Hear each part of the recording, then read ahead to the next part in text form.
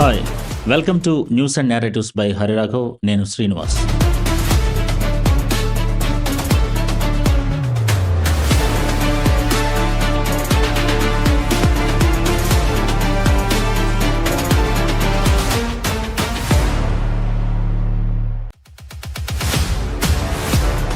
ఒక నాయకుడు అర్ధరాత్రి వీడియో పోస్ట్ చేస్తే మనం ఏం చూస్తాం? ఆయన ఎన్ని గంటలు పనిచేస్తున్నారనే విషయమా, లేక ఆయన ఎందుకు ఆ సమయంలో ప్రజల ముందుకు రావాల్సి వచ్చిందనే విషయమా? ఈ రెండు ప్రశ్నలు వేరువేరు. ఒకటి ప్రచారం గురించి, మరొకటి మనస్తత్వం గురించి. గత 3-4 రోజులుగా ప్రధాని నరేంద్ర మోదీ అర్ధరాత్రి సమయంలో సెల్ఫీ శైలిలో వీడియోలు తన సోషల్ మీడియా ఖాతాల్లో పంచుకోవటం చర్చకు దారితీసింది. కొందరు దీనిని ఆయన నిరంతర శ్రమకు నిదర్శనంగా చూపుతున్నారు. మరికొందరు దేశవ్యాప్తంగా కొనసాగిన జెన్జీ విద్యార్థుల ఉద్యమాల ఒత్తిడి వల్ల ఆయనకు నిద్ర పట్టడం లేదని వ్యాఖ్యానిస్తున్నారు. అయితే ఈ రెండు వ్యాఖ్యానాల్లోనూ ఒక ప్రమాదం ఉంది. మనకు తెలియని విషయాన్ని తెలిసినట్లుగా ప్రకటించటం. ఒక వ్యక్తి నిజంగా నిద్రపోతున్నాడా లేడా అనేది మనకు తెలియదు. అలాగే ఒక వీడియో ఎప్పుడు రికార్డ్ అయిందో, ఎప్పుడు పోస్ట్ అయిందో కూడా బయటి వారికి ఎల్లప్పుడూ స్పష్టంగా తెలియదు. అందుకే వాస్తవాన్ని వ్యాఖ్యానం నుంచి వేరు చేయటం అవసరం. కానీ ఇక్కడ ఆసక్తికర విషయం వేరే ఉంది. ఒక రాజకీయ నాయకుడు ఏ సమయంలో ప్రజలతో మాట్లాడాలని నిర్ణయించుకుంటాడు? కమ్యూనికేషన్ శాస్త్రంలో దీన్ని సిగ్నలింగ్ అంటారు. మనం మాటలతో మాత్రమే కాదు, సమయంతో కూడా సందేశాలు పంపుతాం. అర్ధరాత్రి పోస్ట్ అనేది కేవలం ఒక వీడియో కాదు, నేను ఇంకా పనిచేస్తున్నాను అనే ఒక ప్రతీకగా కూడా చేయవచ్చు. అది నిజంగా ఆ సమయంలో చిత్రీకరించబడిందా లేదా అన్నది ఒక ప్రశ్న.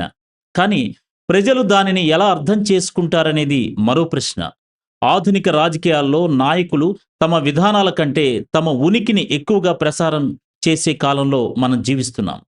నాయకత్వం ఇప్పుడు కార్యాలయాల్లో మాత్రమే కాదు, కెమెరా ముందు కూడా నిర్మించబడుతోంది. అదే సమయంలో దేశవ్యాప్తంగా విద్యార్థుల నిరసనలు కొనసాగిన నేపథ్యంలో ఈ కమ్యూనికేషన్ను కొందరు రాజకీయ వ్యూహంగా చదవటం సహజమే. ఎందుకంటే ప్రతి ప్రభుత్వం ప్రజల దృష్టిని ఆకర్షించడానికి ప్రయత్నిస్తుంది. ప్రతి ఉద్యమం కూడా ప్రజల దృష్టిని తన వైపు తిప్పుకోవడానికి ప్రయత్నిస్తుంది. ఇది వ్యక్తుల మధ్య పోరాటం మాత్రమే కాదు, దృష్టి కోసం జరిగే పోటీ. ఎవరి కథ ప్రజల మనసుల్లో ఎక్కువ స్థానం సంపాదిస్తుందన్నదే అసలు ప్రశ్న. అందుకే ఒక వీడియోను కేవలం వీడియోగా కాకుండా ఒక కమ్యూనికేషన్ వ్యూహంగా విశ్లేషించటం సమంజసం. అయితే దాన్ని నిర్ధారిత ఉద్దేశంగా ప్రకటించడం మాత్రం సాక్ష్యాలు లేకుండా చేయలేము.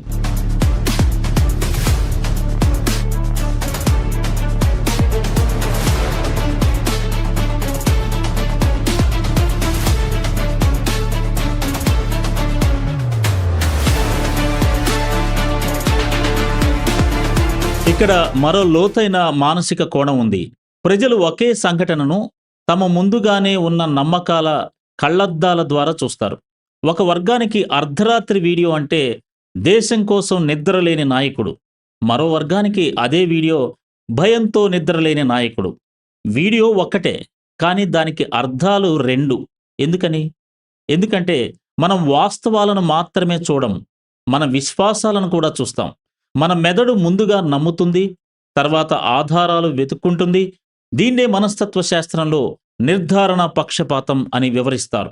అందుకే రాజకీయ చర్చల్లో వాస్తవాల కంటే వ్యాఖ్యానాలే వేగంగా ప్రయాణిస్తాయి.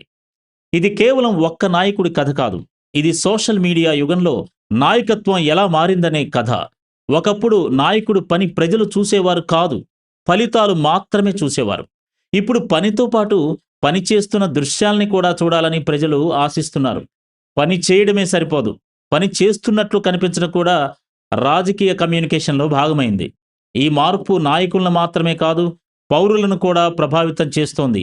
ఎందుకంటే మనం ఇప్పుడు నిర్ణయాలు తీసుకునేది విధానాలపై మాత్రమే కాదు, చిత్రాలపై కూడా. విద్యార్థుల ఉద్యమాల విషయానికొస్తే ప్రతి ప్రజాస్వామ్యంలో యువత అసంతృప్తి ఒక ముఖ్యమైన సామాజిక సంకేతం. ప్రభుత్వం దానిని ఎలా వింటుంది? మీడియా దానిని ఎలా చూపిస్తుంది? ప్రజలు దానిని ఎలా అర్థం చేసుకుంటారు? ఇవన్నీ వేర్వేరు వ్యవస్థలు. ఒక ఉద్యమం ఉండటం వల్ల ప్రభుత్వం స్పందించవచ్చు.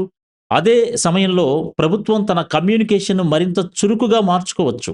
ఇదేమీ అసాధారణం కాదు. కానీ ఒక చర్యకు ఒకే కారణం ఉందని చెప్పటం సంక్లిష్టమైన రాజకీయ వాస్తవాన్ని చాలా సులభీకరించటం అవుతుంది.